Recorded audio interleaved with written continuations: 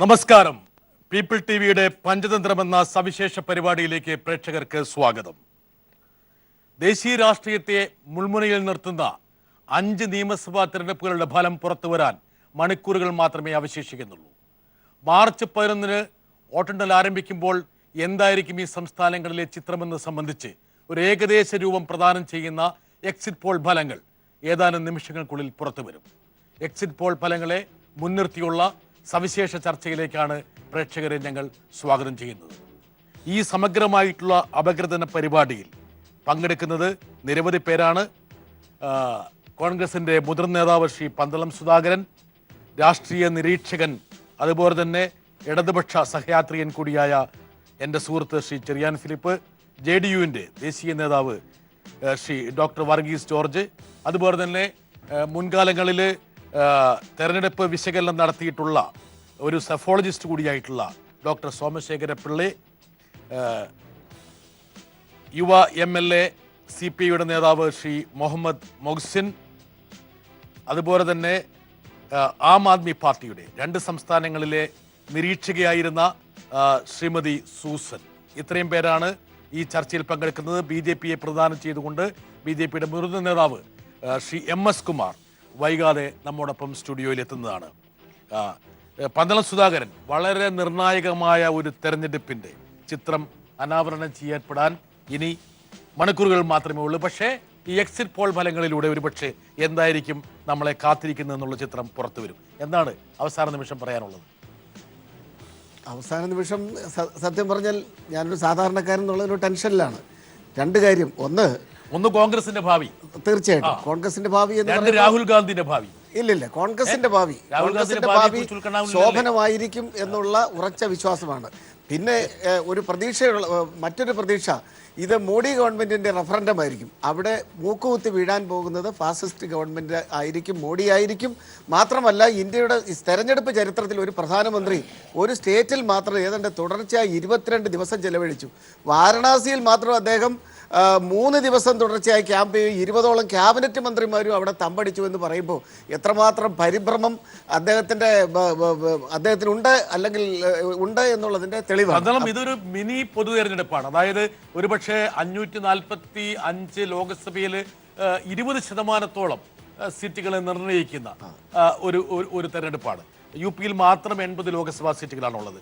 അപ്പോൾ ഇതൊരു ഹിതപരിശോധനയാണെന്ന് താങ്കൾ പറഞ്ഞു വെച്ച് കഴിഞ്ഞാൽ ഒരുപക്ഷെ ഈ ഹിതപരിശോധനയിൽ സമാജ്വാദി പാർട്ടി അല്ലെങ്കിൽ കോൺഗ്രസ് സഖ്യം തോറ്റു കഴിഞ്ഞാൽ ഈ ഹിതപരിശോധനയിൽ BJP ജയിച്ചതുപോലെ തന്നെ വരിക.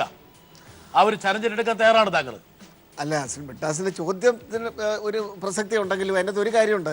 ഞാൻ അങ്ങനെ ഒരു പൂർണ്ണമായ ഹിതപരിശോധന എന്ന് പറയാൻ ഞാൻ ആഗ്രഹിക്കുന്നില്ല. കാരണം നിമിഷങ്ങൾക്കുള്ളിൽ പന്തളം തന്റെ മുൻ പ്രസ്താവന തിരുത്തിയിരിക്കുന്നു. ഭാഗികമായ ഹിതപരിശോധന. ഡോക്ടർ വർഗീസ്, ഭാഗികമായ ഹിതപരിശോധന, അങ്ങനെയാണ് അദ്ദേഹം തിരുത്തിയിരിക്കുന്നത്. അല്ല, ഒരു വീണാലും എനിക്ക് നിൽക്കണ്ടേ? എന്താണ് താങ്കളുടെ അഭിപ്രായം? ഇത് ഭാഗിക ഹിതപരിശോധനയാണോ പൂർണ്ണ ഹിതപരിശോധനയാണോ എന്താണ്? ഉത്തർപ്രദേശിൽ 26 കോടി ജനങ്ങളാണ് ഉള്ളത്. അപ്പോൾ ഉത്തർപ്രദേശ് ഒരു രാഷ്ട്രമായിരുന്നെങ്കിൽ ലോകത്തിലെ 5ാമത്തെ രാഷ്ട്രമായിരുന്നില്ല ഉത്തർപ്രദേശ്. 26 കോടിയാണ്. അതുകൊണ്ട് തീർച്ചയായിട്ടും 26 കോടി ജനങ്ങളുടെ ആ ഒരു വിലയിരുത്തൽ. ഡോക്ടർ വർഗീസോ, താങ്കളിലേക്ക് തിരിച്ചു വരാം. എന്തോ ശബ്ദത്തിൽ ഒരു ചെറിയ പ്രശ്നമുണ്ട്. താങ്കളുടെ ശബ്ദം ശരിയാക്കുന്നതിനിടയിൽ നമുക്ക് വേറെ ഏതാനും പേരുണ്ട്. പക്ഷേ ക്വിക്കായിട്ട് ഒരു പക്ഷേ പ്രേക്ഷകർക്ക് ഇപ്പോൾ ഈ ഉത്തർപ്രദേശിൻ്റെ ജനസംഖ്യയെക്കുറിച്ചും പ്രാധാന്യത്തെക്കുറിച്ചും ഒക്കെയാണ് ഇവിടെ പറയാൻ ശ്രമിച്ചത്. അതുകൊണ്ട് എന്താണ് ഇന്ത്യയുടെ പൊളിറ്റിക്കൽ മാപ്പ് ഒരുപക്ഷെ പ്രേക്ഷകർക്ക് ലളിതമായിട്ട്, അതുപോലെ ഇവിടെയുള്ള ആൾക്കാർ കൂടി ഇതിനെ ഒരു ചർച്ചയെ ഒരു കറക്റ്റായ ഒരു പെർസ്പെക്റ്റീവിലേക്ക് പിടിച്ചിടാൻ വേണ്ടി എന്താണ് നോക്കുക? ഇന്ത്യയുടെ ഒരു രാഷ്ട്രീയ ഭൂപടം എടുക്കുകയാണെങ്കിൽ BJP ഭാഗവാക്കായ NDA-ക്ക് 12 സംസ്ഥാനങ്ങളിലാണ് അധികാരമുള്ളത്. UPA-ക്ക് 8 സംസ്ഥാനങ്ങൾ. മറ്റ് രാഷ്ട്രീയ കക്ഷികൾ, ഈ 2 വിഭാഗത്തിലും ഇല്ലാത്ത പാർട്ടികൾ ഭരിക്കുന്ന 9 സംസ്ഥാനങ്ങൾ. ഇതാണ് ഇന്ത്യയുടെ ഒരു രാഷ്ട്രീയ ഭൂമിക എന്ന് പറയുന്നത്. ഇനി അടുത്തതിലേക്ക് പോവുകയാണെങ്കിൽ എന്താണ് UP എന്നുള്ളത് പരിശോധിക്കാം. UP എന്താണ്? ഒരുപക്ഷെ നമ്മൾ ചർച്ച ചെയ്യുന്ന UP എന്ന് പറയുന്ന ഈ മഹാസംസ്ഥാനം വേണമെങ്കിൽ ഒരു യൂറോപ്പിൻ്റെ രാഷ്ട്രത്തെ അനുസ്മരിപ്പിക്കാൻ കഴിയുന്ന രീതിയിലുള്ള UP എന്തായിരിക്കുന്നതിനെ കുറിച്ച് നമുക്ക് തിരിച്ചു വരാം. അത് വരുമ്പോഴേക്കിനും ഡോക്ടർ വർഗീസ് താങ്കൾ പറഞ്ഞു വന്നത് യു പിയുടെ ഒരു പ്രാധാന്യം. യു പിയുടെ ഈ ഒരു ജിയോ പൊളിറ്റിക്സിൽ ഈ ഇലക്ഷൻ വളരെ വളരെ പ്രധാനമാണ്. കേൾക്കാവോ ബ്രിട്ടസ്? കേൾക്കാം. പ്രത്യേകിച്ച് കഴിഞ്ഞ ബീഹാറിലെ പരാജയത്തിന് ശേഷം ബീഹാർ ഇന്ത്യയിലെ ഏറ്റവും രണ്ടാമത്തെ ജനസംഖ്യയുള്ള സംസ്ഥാനം, യു പി ഇന്ത്യയിലെ ഏറ്റവും വലിയ സംസ്ഥാനം. ബീഹാറിലെ പരാജയത്തിന് ശേഷം യു പിയിൽ കൂടി ബി ജെ പി യു പിയിൽ കൂടി ബി ജെ പിക്ക് ചുവട് പിഴക്കുകയാണെങ്കിൽ അതുണ്ടാക്കാവുന്ന ഇന്ത്യയുടെ പോളിറ്റിക്സിന്റെ അതാണോ താങ്കൾ കാണുന്ന ഏറ്റവും പ്രധാനം? യു പി 5 സംസ്ഥാനങ്ങൾ ഉണ്ടെങ്കിലും യു പി ആണ് താങ്കൾ കോൺസെൻട്രേറ്റ് ചെയ്യുന്നത്. അല്ല, യു പി എന്ന് പറയുന്നത് ഇന്ത്യയുടെ ഹൃദയഭൂമി തന്നെയാണ്. അപ്പം ഈ പുതുതായി ചില സംസ്ഥാനങ്ങൾ വന്നെങ്കിൽ പോലും ഇന്ത്യൻ രാഷ്ട്രീയം എപ്പോഴും കേന്ദ്രീകരിച്ചിരുന്നത് മഹാരാജന്മാരെല്ലാം, ജവഹർലാൽ നെഹ്റു മുതൽ ഇങ്ങോട്ട് വരികയാണ്, മഹാരാജന്മാരെല്ലാം അവിടെ തന്നെയായിരുന്നു.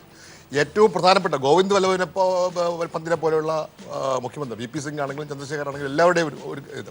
അപ്പോൾ യു പിയിലുണ്ടായ മാറ്റം തന്നെയാണ് 77-ലാണ് അടിതെറ്റുന്നത് കോൺഗ്രസിന്. ആ അടിതെറ്റുന്ന കാരണം യു പിയിലുണ്ടായ മാറ്റമാണ് ഏറ്റവും പ്രധാനം. ഹൈക്കോടതി ഇന്ത്യൻ പ്രധാനമന്ത്രിമാരെ സംഭാവന ചെയ്ത ഇന്ത്യൻ രാഷ്ട്രീയത്തിന്റെ ഗതിവേദികൾ നിശ്ചയിച്ചിട്ടുള്ള ഒരു സ്റ്റേറ്റ്. ഒരുപക്ഷെ യു പി നമുക്ക് പെട്ടെന്ന് പോകാം. എന്താണ് 2012 എന്തായിരുന്നു 2012 യു പി? നോക്കുക, സമാജ്വാദി പാർട്ടി, അതായത് ഇന്ന് കോൺഗ്രസുമായി സഖ്യത്തിൽ മത്സരിക്കുന്ന അഖിലേഷ് യാദവിന്റെ ഒരു ജനറേഷൻ മാറിയിരിക്കുന്നു. മുലായം സിംഗ് മാറി, അഖിലേഷ് വന്നിരിക്കുന്നു. അന്ന് 403 സീറ്റിൽ സമാജ്വാദി പാർട്ടിക്ക് 224 സീറ്റ്, BSPക്ക് 80 സീറ്റ്, BJP മൂന്നാമത്തെ party 47 seat, Congress 28 seat, RLD Ajit സിംഗിന്റെ രാഷ്ട്രീയ ലോക്ദൾ 9 സീറ്റ്, മറ്റുള്ളവർ 10 സീറ്റ്. അങ്ങനെ വ്യക്തമായിട്ടുള്ളൊരു മേൽക്കൈ. ശ്രദ്ധിക്കേണ്ട ഒരു കാര്യം, 2012 എക്സിറ്റ് പോൾ ഫലങ്ങളെയും കൂടി നിഷ്പ്രഭമാക്കിക്കൊണ്ടായിരുന്നു സമാജ്വാദി പാർട്ടി ആ വിജയം കൊണ്ട്. ഇനി പെർസെൻറ്റേജ് നോക്കുക. ഇതാണ് ഒരുപക്ഷെ യു പി രാഷ്ട്രീയത്തിലെ ഏറ്റവും പ്രധാനപ്പെട്ട ഒരു സംഭവം. അതായത് 3 പാർട്ടികൾക്ക് ഏറെക്കുറെ വലിയ വ്യത്യാസമില്ലാത്തത്. സമാജ്വാദി പാർട്ടിക്ക് 29.9% കിട്ടിയപ്പോൾ BSPക്ക് 25.91, BJP ഒരിക്കൽ ഒറ്റയ്ക്ക് ഭരിച്ചിരുന്ന യു പിയിലെ BJPക്ക് 17.77, മറ്റുള്ളവർ കോൺഗ്രസ് 11%. ഇത് വളരെ ഡിസൈസീവാണ്. ഒരു പക്ഷേ സമാജ്വാദി പാർട്ടി ചിന്തിക്കുന്ന ഒരു എന്താ പറഞ്ഞാൽ വന്ദന സുധാകരന്റെ പാർട്ടിയെക്കുറിച്ചുള്ള ഒരു ശോഭനമായിട്ടുള്ള ചിന്ത ഈ 11 മുകളിലാണ്. BJP 15. ഇങ്ങനെയാണ് 2012 ഫലം. ഇനി 2012 കഴിഞ്ഞ് 2014 യു പി രാഷ്ട്രീയം പോയപ്പോൾ ഇതാണ് വളരെ പ്രധാനപ്പെട്ടത്. നോക്കുക, നരേന്ദ്രമോദി എന്തുകൊണ്ട് ഇന്ത്യൻ പ്രധാനമന്ത്രിയായി എന്നുള്ളതിൻ്റെ ഉത്തരം ആണ് ഒരുപക്ഷെ ഉത്തർപ്രദേശ് തെരഞ്ഞെടുപ്പ്. 2014 ആകെയുള്ള 80 ലോക്സഭാ സീറ്റിൽ 71 സീറ്റ് BJP നേടി. അതിനെ അസംബ്ലി മണ്ഡലങ്ങളുമായിട്ട് ട്രാൻസ്ലേറ്റ് ചെയ്യുകയാണെങ്കിൽ മോയ്സിൻ ശ്രദ്ധിക്കുക, 330 ലെജിസ്ലേറ്റീവ് കോൺസ്റ്റിറ്റ്യുവൻസീസ് നിയമസഭാ മണ്ഡലങ്ങളിലേക്ക് വന്നു. സമാജ്വാദി പാർട്ടി കേവലം 5. ഈ 5 എന്ന് പറയുന്നതിൽ 3 പേരും കുടുംബങ്ങൾ തന്നെയാണ്, അല്ലേ വർഗീസ് സ്റ്റോർ? ഫാമിലി, മുലയാം ഫാമിലിയിലേക്ക് ഒതുങ്ങി 40 സീറ്റ്. കോൺഗ്രസ് 12, ഒരിക്കൽ 2 ഡസനോളം സീറ്റുകൾ നേടിയിരുന്ന കോൺഗ്രസ് റിവൈവ് ചെയ്യപ്പെട്ടു എന്ന് വിചാരിച്ചതിന് ശേഷമുള്ള തെരഞ്ഞെടുപ്പിൽ 2ലേക്ക് കൂപ്പുകുത്തി. അതിൻ്റെ ട്രാൻസ്ലേഷൻ 13 നിയമസഭാ സീറ്റ്. BSPക്ക് 1 സീറ്റ് പോലും കിട്ടിയില്ല. ഒരു മൂന്നാമത്തെ പാർട്ടി, അല്ലെങ്കിൽ ഒരിക്കൽ 2007 യു പി ഭരിച്ച പാർട്ടിയായിട്ടുള്ള BSPക്ക് 1 സീറ്റും കിട്ടിയില്ല. എങ്കിലും 10 നിയമസഭാ സീറ്റിൽ BSPക്ക് ഭൂരിപക്ഷം. ഇതാണ് ഈ മൃഗീയമായിട്ടുള്ള 2014 ഭൂരിപക്ഷമാണ് ഒരുപക്ഷെ ഇന്ന് യു പിയെ തുറച്ചു നോക്കുന്നത്. ഇതിൽ പെർസെൻറ്റേജ് ഭയങ്കരമാണ്. അതായത് 30-32% കിട്ടിയാൽ ഒരു പാർട്ടിക്ക് ഭരിക്കാം യു പിയിൽ ത്രികോണമാണ്, അല്ലെ സോമശേഖർ? അങ്ങനെയല്ലേ? 30%, അല്ലെ? താങ്കളുടെ കണക്കിൽ 30%. ആ 30%ന്റെ സ്ഥാനത്ത് 42.3 എന്നുള്ള മോഡി വേവിൽ BJP പിടിച്ച ഭീമമായ വോട്ടിംഗ് പെർസെൻറ്റേജ് നോക്കുക. മറ്റ് കക്ഷികളെല്ലാം നിഷ്പ്രഭമായി 22ലേക്ക് സമാജ്വാദി പാർട്ടി താന്നു, 19.6 BSP ചാഞ്ഞു. കോൺഗ്രസ് 7.5 നോക്ക്, 11% നിന്ന് 7.5 ചാന്നു. മറ്റുള്ളവർ 8.4. ഇതാണ് ഒരുപക്ഷെ യു പി എ ഇന്ന് BJPയുടെ തട്ടകമെന്ന് രാഷ്ട്രീയ നിരീക്ഷകർ വിശേഷിപ്പിക്കാൻ കാരണം. എന്തുകൊണ്ട്? ബീഹാറിൽ ഒരു ചെറിയ ഉദാഹരണം പറയാം. ബീഹാറിൽ 5-6% ഇടിഞ്ഞപ്പോൾ തന്നെ BJP തോറ്റു. ഈ 6 പകരം 10% UP-യിൽ ഇടിഞ്ഞാൽ പോലും BJP-ക്ക് ഡിസൈസീവ് ആയിട്ടുള്ള നിർണായകമായിട്ടുള്ള ഭൂരിപക്ഷം കിട്ടുമെന്ന് പറയുന്നു. സോമശേഖർ എങ്ങനെ കാണുന്നതാണ്? അതെ, പക്ഷേ നമ്മൾ കാണേണ്ടത് 2007, 2012 അതുപോലെ 2014 ഇലക്ഷൻസ് എടുത്തു കഴിഞ്ഞാൽ ഈ ഓരോ ഇലക്ഷനിലും കിട്ടിയ വോട്ടിംഗ് പെർസെൻറ്റേജ് വലിയ വ്യത്യാസമാണ് പാർട്ടികൾക്കുണ്ടായത്. വളരെ പെട്ടെന്ന് തന്നെ ഒരു ഷിഫ്റ്റ് സംഭവിക്കുന്ന സംസ്ഥാനമാണ് UP. അതുകൊണ്ട് യഥാർത്ഥത്തിൽ ഒരു പഴയ ഷിഫ്റ്റ് അതേപോലെ ഒരു മെയിൻറ്റെയിൻ ചെയ്യുക എന്ന് പറയുന്നത് വലിയ പ്രയാസമുള്ള ഒരു സ്റ്റേറ്റാണ്. പക്ഷേ ഇന്ന് അവിടെ കാണുന്നത് മോഡി മാജിക്, മോഡി ലഹർ അല്ലെങ്കിൽ മോഡി തരംഗം എന്ന് പറയുന്നു. സുസൻ, താങ്കൾ അവിടെ മേഖലയിൽ പോയിരുന്നു. ആപ്പിന് വലിയ സാന്നിധ്യമൊന്നും അവിടെ ഇല്ലെങ്കിൽ പോലും എന്താണ് ഒരു ആം ആദ്മി പാർട്ടിയുടെ നിരീക്ഷണം അത് സംബന്ധിച്ച്? ആം ആദ്മി പാർട്ടിയുടെ നിരീക്ഷണം അനുസരിച്ച് UP ഡിമോണിറ്റൈസേഷൻ എന്നുള്ള ഒരു പദം കാരണം മോദിക്ക് വളരെയേറെ പിന്നിലേക്ക് മോദിയുടെ വോട്ടുകൾ അതായത് UP രാഷ്ട്രീയത്തെ മാറ്റിമറിക്കാൻ വേണ്ടി ഈ നോട്ട് നിരോധനം വഴിവെക്കുമെന്നുള്ളതാണ് താങ്കൾ കണക്ക്. മോഹ്സിൻ, ഇന്ന് ഒരുപക്ഷെ ബോംബെയിൽ മഹാരാഷ്ട്ര സംഭവിച്ചില്ലല്ലോ. അതെ, ബോംബെ മഹാരാഷ്ട്ര മാത്രമല്ല, ഹരിയാനയിൽ സംഭവിച്ചിട്ടില്ല, മുനിസിപ്പാലിറ്റി തെരഞ്ഞെടുപ്പുകളിൽ ഒന്നും സംഭവിച്ചിട്ടില്ല.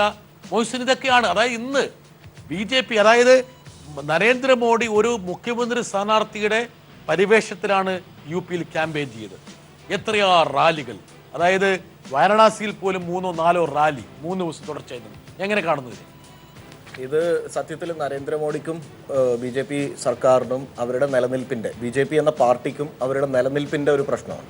അപ്പം അതുകൊണ്ട് തന്നെ ഡിമോണിറ്റൈസേഷനേക്കാൾ അപ്പുറം, ഡിമോണിറ്റൈസേഷൻ പോലും UP ഇലക്ഷൻ മുന്നിൽ കണ്ടാണോ നടത്തിയത് എന്ന് നമുക്ക് സംശയിക്കേണ്ടി വരും. കാരണം എന്താ വെച്ചാൽ ഏറ്റവും ക്യാഷ് ഒഴുകുന്ന ഒരു തെരഞ്ഞെടുപ്പാണ് UP ഇലക്ഷൻ. അപ്പോൾ ക്യാഷ് മറ്റുള്ളവരടുത്ത് കാര്യമായി ഒഴുകരുത് എന്നുള്ള ഒരു തീരുമാനം കൂടിയാണോ ഡിമോണിറ്റൈസേഷൻ എന്ന് സംശയിക്കണം.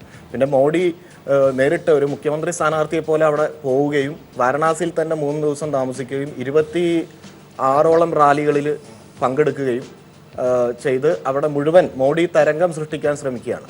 അപ്പോൾ അങ്ങനെ അത് എന്താണെന്ന് വെച്ചാൽ BJPക്ക് ഇപ്പോൾ പറഞ്ഞ ഡിമോണിറ്റൈസേഷൻ അടക്കമുള്ള കാര്യങ്ങൾ, അതുപോലെ തന്നെ രാജ്യസഭയിൽ കൂടുതൽ സീറ്റ് കിട്ടുക, രാഷ്ട്രപതി സ്ഥാനാർത്ഥിയെയും അതുപോലെ വളരെ പ്രസക്തമാണ്. എനിക്ക് തോന്നുന്നു മോഹ്സിൻ പറഞ്ഞു വരുന്നത് ഇതിന്റെ ഇമ്പാക്റ്റിനെ കുറിച്ചാണ്. ഒരുപക്ഷെ ഡോക്ടർ വർഗീസ്, അതായത് BJP ജയിച്ചാൽ അടുത്ത രാഷ്ട്രപതി തെരഞ്ഞെടുപ്പിൽ BJPയുടെ ഒരു പ്രതിനിധിയായിരിക്കും രാഷ്ട്രപതിയായി വരിക. മാത്രമല്ല രാജ്യസഭയിൽ ഭൂരിപക്ഷം എന്നുള്ള അവരുടെ ആപ്തവാക്യത്തിലേക്ക് അവരെത്തും. പക്ഷെ BJPക്ക് പിഴവ് പറ്റിയാൽ, താങ്കൾ പറഞ്ഞ പോലെ ബീഹാറിന് ശേഷമുള്ള രണ്ടാമത്തെ വലിയ പിഴവ്.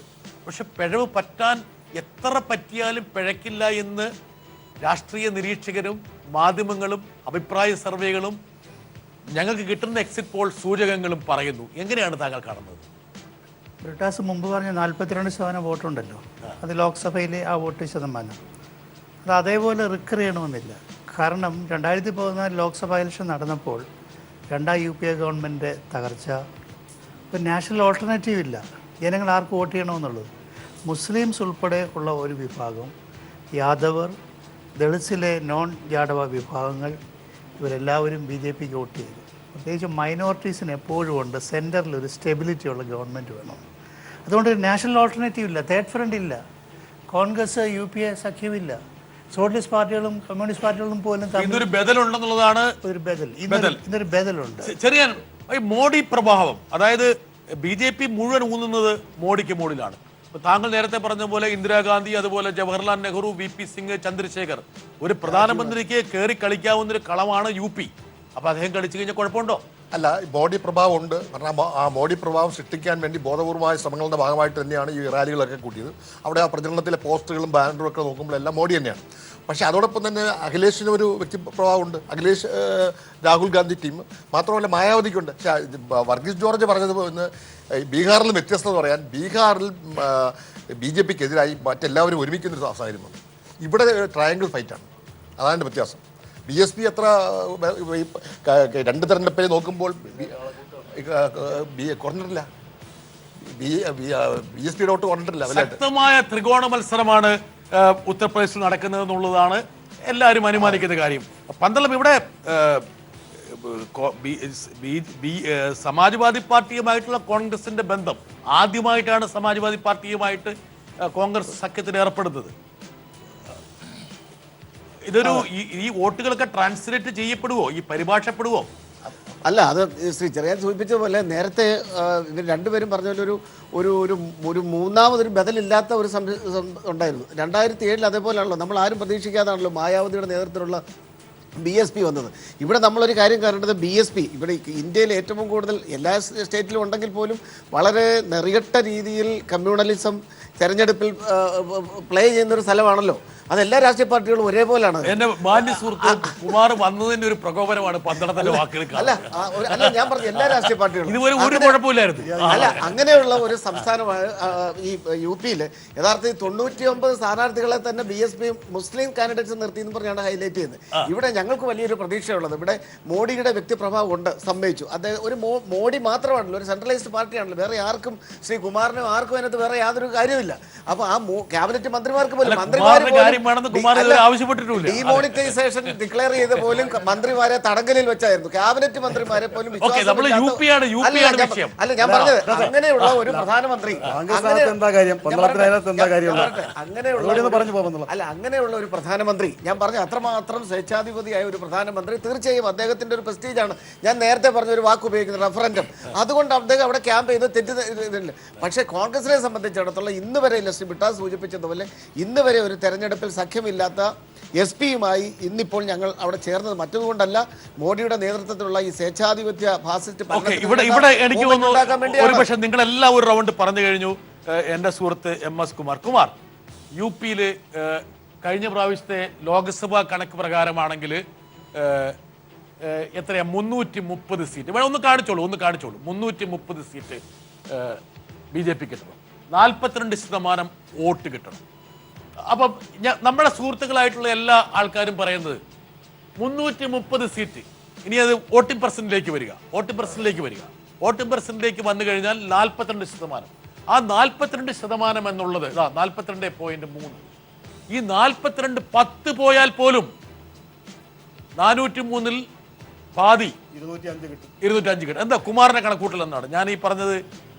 താങ്കൾക്ക് വേണ്ടി പറഞ്ഞാണോ അത് ഇവർക്ക് വേണ്ടി പറഞ്ഞാണോ? അദ്ദേഹത്തിന്റെ സൗകര്യത്തിന് ഒരു കാര്യം പറയാം. കഴിഞ്ഞ ദിവസം ഒരു ദേശീയ ചാനലിൽ നൽകിയ ഇന്റർവ്യൂ രാജ്നാഥ് സിംഗ് പറഞ്ഞത് 200-ൽ പരം സീറ്റേ ഞങ്ങൾക്ക് പ്രതീക്ഷിക്കുന്നുള്ളൂ അദ്ദേഹം. ഇന്നതാ സൂർജിത് ബല്ലയുടെ ഒരു കണക്കൂട്ടല് എക്സിറ്റ് പോൾ പോലെ പുള്ളി ഉണ്ടാക്കിയത് രാജീവ് ചന്ദ്രശേഖർ NDAയുടെ വൈസ് ചെയർമാൻ. കുമാറിന്റെ വൈസ് ചെയർമാൻ അംഗീകരിക്കുന്നതിന് ബുദ്ധിമുട്ടൊന്നുമില്ലല്ലോ ആണല്ലോ. അപ്പൊ അദ്ദേഹത്തിന്റെ കണക്ക് പ്രകാരം ഉത്തർപ്രദേശ് 254 സീറ്റ് കിട്ടുമെന്നാണ്. പറയൂ താങ്കൾ. 204 സീറ്റ് കിട്ടിയാൽ ബ്രിട്ടാസ് അംഗീകരിക്കുമോ, തൃപ്തിയാവുമോ? ഞാൻ എപ്പോഴും അംഗീകരിക്കാൻ അല്ല, UP-യിൽ അധികാരത്തിലെത്താൻ സാധിക്കുമോ? 100%. അങ്ങനെയാണെങ്കിൽ അത് സാധിക്കും. അപ്പൊ എത്ര താങ്കളുടെ സീറ്റിന്റെ കണക്കും കാര്യങ്ങളും നമ്മൾ എത്ര തന്നെ തിരിച്ചും മറിച്ചും ചർച്ച ചെയ്താലും മറ്റന്നാൾ വരെ നമുക്ക് ഊഹാപോഹങ്ങളിലൊന്നും വേണ്ട. ഒരു കാര്യം ഞാൻ തർപ്പിച്ച് പറയാം, ഉത്തർപ്രദേശ് അടുത്ത് ഭരിക്കാൻ പോകുന്നത് ഭാരതീയ ജനതാ പാർട്ടിയാണ്. അതിൽ യാതൊരു എനിക്ക് സംശയമില്ലെന്ന് മാത്രമല്ല, പന്തളത്തിന് സംശയമില്ല, ശ്രീയാ ഫിലിപ്പിന് സംശയമില്ല, ഇദ്ദേഹത്തിന് സംശയം. പിന്നെ അതൊക്കെ നമ്മളിങ്ങനെ സംശയമുണ്ട്. മോഹ്സിൻ, അതായത് കുമാർ അത് അർത്ഥശങ്കയ്ക്കിടയില്ലാത്ത വിധം പറയുകയാണ് 204 എന്നുള്ള സംഖ്യ മറികടക്കാൻ BJPക്ക് അവിടെ കഴിയും. പക്ഷെ എത്ര കിട്ടുമെന്ന് അദ്ദേഹം ഉറപ്പിച്ച് പറയുന്നില്ല. 250, 270 എന്നുള്ള കണക്കിലേക്കൊന്നും അദ്ദേഹം പോകുന്നില്ല. ശതമാനം മുൻപ് ലോക്സഭാ ഇലക്ഷനിൽ കിട്ടിയ ശതമാനം നോക്കിയിട്ടാണ് പറയുന്നതെങ്കിൽ ആ ലോക്സഭാ ഇലക്ഷൻ കഴിഞ്ഞ ഉടനെ അതിൽ കുറെ MLA-മാർ മത്സരിച്ചിരുന്നു. അവിടെ ഉപതെരഞ്ഞെടുപ്പ് നടന്നപ്പോൾ അവിടെ മുഴുവൻ SP-യാണ് ജയിച്ചത്, BJP അല്ല ജയിച്ചത്.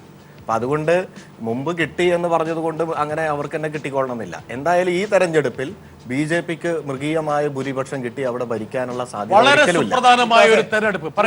ഒരു ചെറിയ ബ്രേക്കിലേക്ക് പോകേണ്ടതുണ്ട്. ഒരു കാര്യം, ഈ നവംബർ 8-ന് ശേഷം നോട്ട് അസാധുവാക്കലാണല്ലോ ഒരു വലിയ BJPക്ക് ഒരു സെറ്റ് ബാക്ക് ആയിട്ട് എല്ലാവരും സൂചിപ്പിച്ചുകൊണ്ടിരിക്കുന്നത്.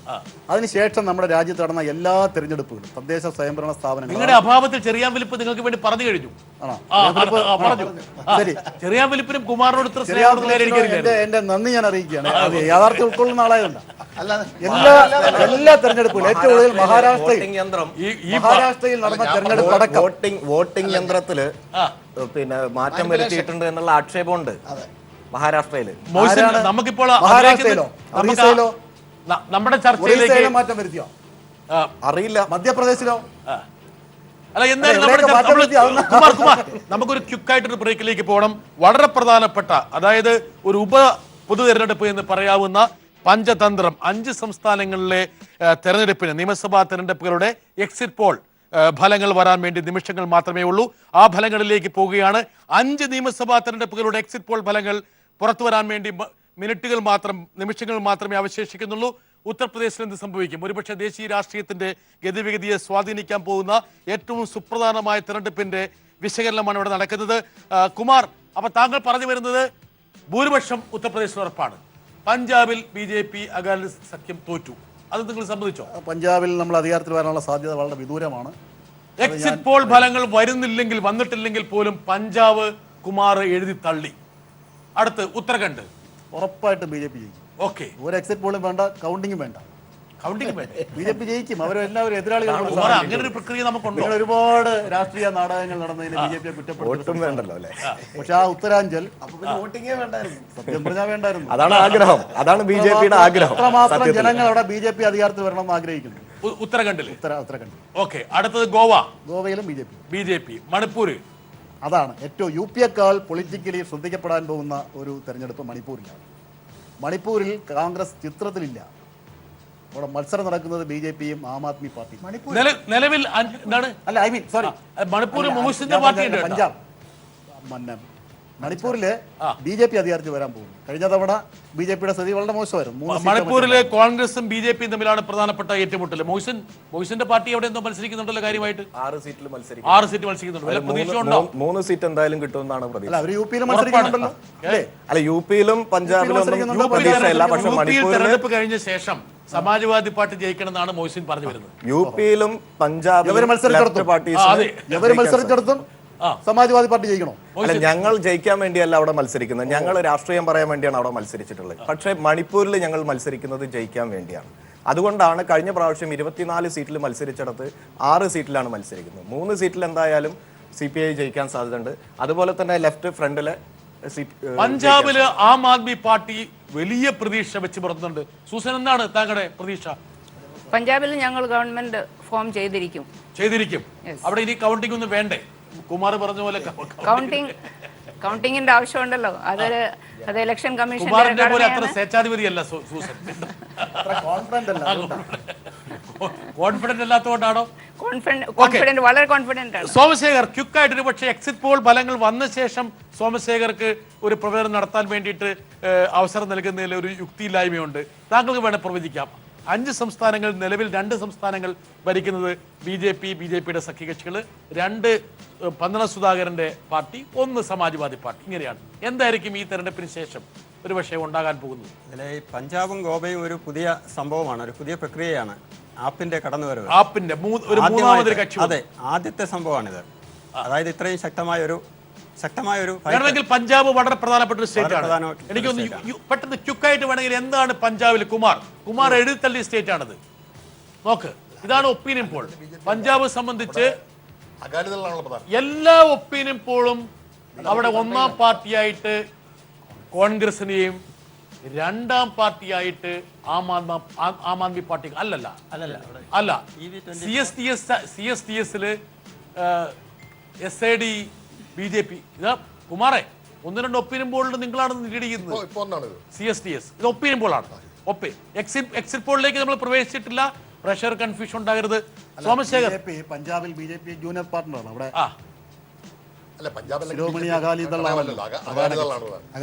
എനിക്ക് കിട്ടി വരും കുമാറെ, അവിടെ പഞ്ചാബില് പിന്നെ ആം ആദ്മി പാർട്ടിക്ക് ഭൂരിപക്ഷം കിട്ടാതിരിക്കാൻ വേണ്ടിയിട്ട് BJPക്കാര് കോൺഗ്രസിന് വോട്ട് ചെയ്തെന്നുള്ളൊരു വാർത്തയുണ്ട്. പന്ത് വലതുകാലിലാക്കിയിട്ട് വല്ല കാര്യമുണ്ട്? അപ്പൊ BJP മന്ദെന്നാണോ പറയുന്നത്? BJP ഒന്നും ഞാൻ പറഞ്ഞില്ലല്ലോ. ആം ആദ്മി പാർട്ടി വരുന്നതിനേക്കാൾ കോൺഗ്രസ് വരുന്നു. ആം ആദ്മി പാർട്ടി നിന്ന് എന്താ വ്യത്യാസം? അതായത് ആം ആദ്മി പാർട്ടി ഒരു അഗ്രസീവ് പാർട്ടിയാണ്. കോൺഗ്രസ് പാർട്ടി എന്ന് പറഞ്ഞാൽ സ്വാഭാവികമായിട്ടും ഒരു വ്യവസ്ഥാപിത രാഷ്ട്രീയ പാർട്ടി. അവർക്ക് തമ്മിൽ തോന്നുന്നതാണ് അത് അഗ്രസീവ് ആണെന്നും ഇത് കൂടെ. ഞങ്ങൾക്ക് രണ്ടും ഒന്നും